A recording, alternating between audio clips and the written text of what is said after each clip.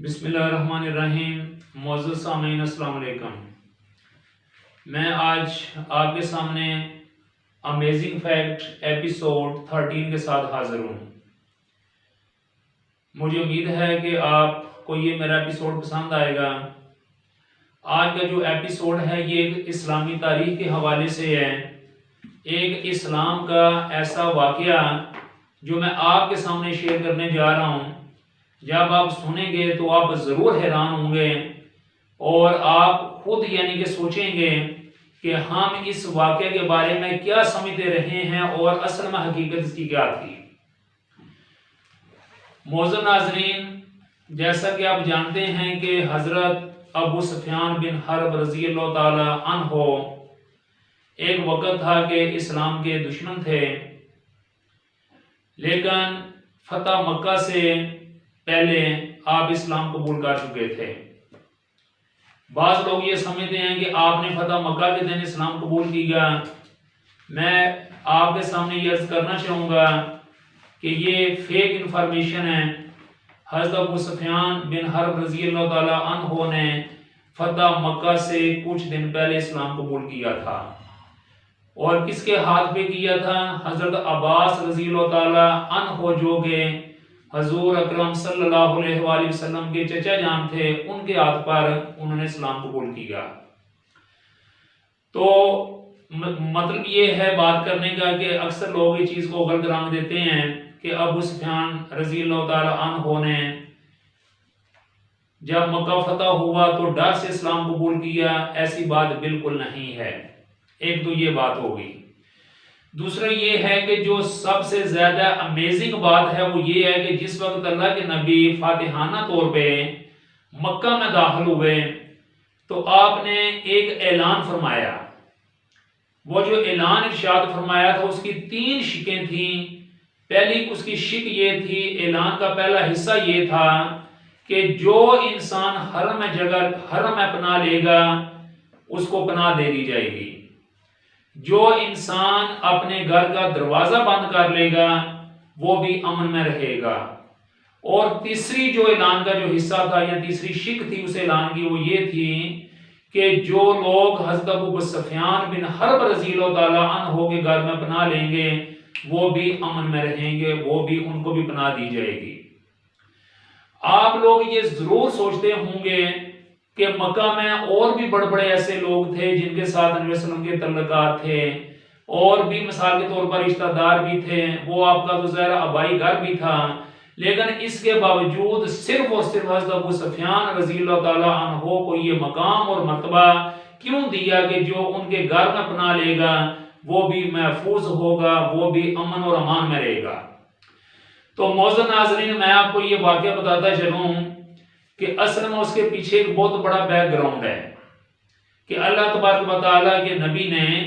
کس بنا پہ ابو سفیان بن حرب کے گھر کو امن کی جگہ قرار دیا۔ اس کی ایک ریزن ہے۔ اس کی ریزن کیا ہے؟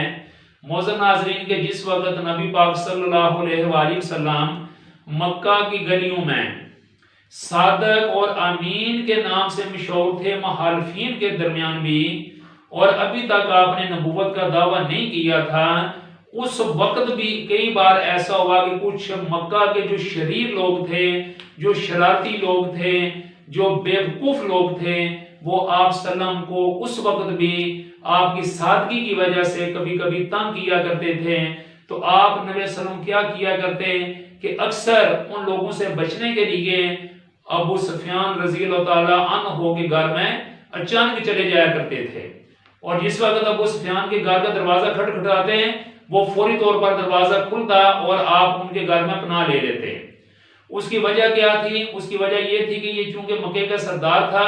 اور جو عرب ہیں ان کا یہ اصول ہے کہ جب ان کے گھر کوئی بھی پناہ لیتا ہے تو جو انسان جس طرح کا بھی ہو اس کو یہ پناہ ضرور دیتے تھے۔ پھر اس کے بعد جب 40 سال کی عمر ہوئی تو اس کے بعد آپ نے نبوت کا اعلان فرمایا، تو اس وقت تو پھر مکہ کے اندر واقعی بہت زیادہ جو لوگ ہیں وہ آپ کے مخالف ہو گئے، اور آپ لوگ بخوبی جانتے ہیں کہ بہت زیادہ مخالفت ہوئی، یہاں تک کہ آپ کو مکہ چھوڑنا پڑا۔ تو نبوت کے اعلان کے بعد اور مکہ چھوڑنے کے درمیان کا جو عرصہ ہے اس عرصے میں بھی کئی بار ایسا ہوا کہ کفار مکہ نے جب آپ کو تنگ کیا تو ایسی سچویشن بن جایا کرتی تھی کہ مثال کے طور پر جب بہت سارے لوگ کوئی ادھر سے حملہ آور ہوتا ہے ادھر سے ہوتا تو آپ یعنی کہ اپنے آپ کو چھپانے کے لیے یا سمجھ لیں کہ آپ پناہ لینے کے لیے آپ کیا کیا کرتے اکثر یعنی کہ ابو سفیان کا جو گھر ہے اس وہاں چلے جایا کرتے تھے اور ابو جو سفیان ہے پھر اس وقت جو شرارتی لوگ تھے باہر نکل کے کہتے چلے جائیں آپ یہ کیوں تنگ کرتے ہیں ان کو اپنے حال پہ رہنے دیں یہ مثال کے طور پر بھی یعنی کہ کچھ عرصہ ایسا ہوتا رہا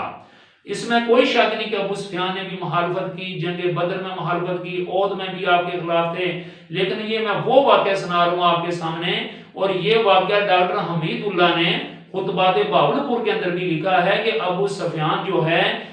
پہلے شروع میں نبی پاک صلی اللہ علیہ وسلم کو اپنے گھر میں پناہ دیا کرتا تھا اور جب کبھی 2-4 بار ایسا ہوا کہ جب لوگوں نے مکہ کے لوگوں نے تنگ کیا تو نبی پاک صلی اللہ علیہ وسلم ایسی سچویشن بن جایا کرتی تھی یا اس کا گھر ایک ایسی جگہ پہ تھا کہ اللہ کے نبی جو ہیں وہ فوری طور پر اس گھر میں جاتے تو محفوظ ہو جایا کرتے تھے اور یہاں پہ بتانے کا مقصد یہ ہے کہ اللہ کے نبی کا ایک نام شکور ہے شکور کا مطلب ہوتا ہے قدردان کسی کا شکر گزار ہونا یا قدردان تو اللہ کے جو نبی ہیں ان سے بڑا کوئی بھی کسی کا قدردان نہیں ہو سکتا کیونکہ آپ کا نام ہی شکور ہے تو ہوا یہ کہ جس وقت فتح مکہ ہوا تو اس وقت امان دینے کا یعنی کہ سوچا گیا یا امان دینے کا فیصلہ ہوا تو نبی پاک صلی اللہ علیہ وسلم کے ذہن میں وہ ابو سفیان کا پرانا واقعہ کہ جس وقت 3-4 بار ایسا ہوا کہ اس کے گھر میں آپ چلے جایا کرتے تھے جیسے ہی آپ کے ذہن میں آیا تو آپ نے اعلان کر دیا کہ جو ابو سفیان کے گھر میں داخل ہوگا اسے بھی امان دی جائے گی کیونکہ نبی صلی اللہ علیہ وسلم کی زندگی میں بھی کئی بار ایسا ہوا تھا ماضی میں ایسا ہوا تھا کہ آپ ابو سفیان کے گھر میں چلے جایا کرتے تھے اور وہ آپ کے ساتھ بڑا حسن سلوک کے ساتھ پیش آتا تھا کیونکہ ان کا یہ تھا کہ اگر ہمارے گھر میں کوئی دشمن بھی آ جائے تو وہ جو کفار تھے خاص طور پر جو سردار تھے انہیں پناہ دیا کرتے تھے اور یہی وجہ ہے آپ لوگوں نے اگر تاریخ پڑھی ہے یہ جو میں واقعہ بیان کر رہا ہوں یہ ابن اسحاق نے بھی لکھا ہے اور خصوصی طور پہ ڈاکٹر حمید اللہ جو ڈبل پی ایچ ڈی تھے انہوں نے اپنی کتاب خطبات یعنی بہاولپور کے اندر بھی یہ واقعہ لکھا ہے اور آپ کو یہ بھی پتا ہوگا کہ کئی بار ایسا ہوا ابو جہل آپ کا جانی دشمن تھا لیکن کئی بار ایسا ہوا کہ نبی صلی اللہ علیہ وسلم اس کے گھر گئے بلکہ یہاں تک آتا ہے کہ ایک رات بہت اندھیری رات تھی اور بادل برس رہا تھا بجلی چمک رہی تھی تاریکی تھی بہت سخت انوائرمنٹ تھا موسم بہت خراب تھا آپ صلی اللہ علیہ وسلم کے دل میں یہ خیال آیا کہ ہو سکتا ہے کہ آج میں ابو جہل کے گھر میں اس موسم میں جاتا ہوں اس موسم کی شدت میں جاتا ہوں تو شاید اس کا جو دل ہے وہ پسیج جائے جب آپ گئے آپ نے دروازے پہ دستک دی تو آگے سے جو ابو جہل ہے وہ آیا اور اس نے دروازہ کھولا جب دروازہ کھولا تو دیکھا تو آگے چوکھٹ پہ کون تھے نبی پاک حضرت محمد بن عبداللہ صلی اللہ علیہ وآلہ وسلم ابو جہل کہتا ہے اے محمد تم اس وقت حریے تو ہے میں سمجھا کہ پتہ نہیں کوئی سائل ہے جو اس وقت کوئی بھوک کی حالت میں ہے یا پناہ کی حالت میں تو میں تو اسے پناہ دینے کے لیے میں نے یہ دروازہ کھولا تھا تو نبی صلی اللہ علیہ وسلم نے بولا کہ نہیں اے میرے چچا وہ دوسری جگہ پہ ان کے یعنی کہ خاندانی یعنی کہ سگے چچا نہیں تھے لیکن تھا تو بیسیکلی ایک ہی خاندان تو وہ مطلب خاندانی طور پر انہیں چچے کہا کرتے تھے تو آپ صلی اللہ علیہ وسلم نے فرمایا کہ چچا جان یہ میں چاہتا ہوں کہ آپ کلمہ پڑھ لیں اور اسلام قبول کر لیں تو ابو جہل نے کہا کہ اوہو تم اس کام کے لیے یہاں پہ آئے ہو تو مقصد یہ تھا یہ بات بتانے کا مقصد یہ ہے کہ جو سردار تھے ان کے گھروں میں کوئی بھی اگر دشمن بھی ان کا مخالف بھی ان کا جو عریف بھی ان کے گھر چلا جایا کرتا تو وہ امان دیا کرتے تھے تو اللہ تعالیٰ کے نبی نے ابو سفیان کا وہ جو یعنی کہ ایک اچھا سلوک تھا ایک مشفقانہ جو سلوک تھا اس کو مد نظر رکھتے ہوئے قیامت یعنی کہ اس فتح مکہ کے دن آپ نے کیا کیا اس کے گھر کو امان کا گھر قرار دیا تو میں یہ آپ کے سامنے ایک امیزنگ فیکٹ اس حوالے سے بتا رہا تھا کہ بعض لوگوں کو اس چیز کے بارے میں نہیں پتا ہوتا بعض لوگ سمجھتے ہیں کہ شاید حضرت ام حبیبہ رضی اللہ تعالیٰ عنہ شاید آپ کی بیوی تھی اس رشتے کی وجہ سے آپ نے ان کے گھر کو امان کا گھر قرار دیا حالانکہ ایسی کوئی بات نہیں ہے اس میں کوئی شک نہیں وہ رشتہ داری بھی تو تھی لیکن ہمارے نبی کے دماغ میں ہمارے نبی کے ذہن میں ان کی سوچ میں اس انسان کی وہ نیکی تھی کہ جس وقت مکہ کے کافر اور جو باش لڑکے شرارتی لڑکے آپ کو تنگ کیا کرتے تھے اور آپ کبھی کبھی ان کے گھر میں پناہ لے لیا کرتے تھے۔ تو یہاں سے ایک یہ نقطہ نکلتا ہے کہ جب ہمارے نبی اپنے جو مخالفین ہیں ان کی نیکیوں کو بھی مد نظر رکھتے تھے، ان کے احسان کو بھی مد نظر رکھتے تھے، تو بینگ اے مسلم ہم ان کے اسوہ حسنہ کے اوپر چلنے والے ہیں، لہذا ہم کو بھی جو دوسرے مسلمان ہیں ان کا جو احسان ہے اس کا احسان مند رہنا چاہیے، احسان فراموش نہیں ہونا چاہیے، دوسروں کی نیکی ہمیں یاد رکھنی چاہیے، دوسروں نے جو مشکل وقت میں ہماری مدد کی ہوتی ہے اس میں ہمیں وہ یاد رکھنا چاہیے، یہ بھی ہمارے نبی کا اسوہ حسنہ ہے۔ تو لہٰذا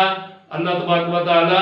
وہ لوگ جو ہمارے ساتھ کسی بھی شکل میں احسان کرتے ہیں، نیکی کرتے ہیں، ہمارے کام آتے ہیں، ہم سے ہو سکے تو ضرور ان کے ساتھ اچھا تعاون کرنا چاہیے، اس کا بہتر بدلہ دینا چاہیے۔ اگر ہم کچھ نہیں کر سکتے تو ان کو اپنی دعاؤں میں ضرور یاد رکھنا چاہیے۔ اس طرح اگر ہم ان کو دعاؤں میں یاد رکھیں گے تو اللہ تبارک و تعالیٰ کی جو ذات پاک ہے وہ ہم پہ بھی خوش ہوگی، اور ہم ان کا جو احسان ہوگا اس کا بھی کسی حد تک ہم بدلہ چکانے کے یعنی کہ قابل ہوں گے۔ تو اللہ تبارک و تعالی ہم سب کو نبی صلی اللہ علیہ وسلم کا جو اسوہ کامل ہے اس پہ عمل کی توفیق عطا فرمائے۔ وما علینا الا البلاغ المبین۔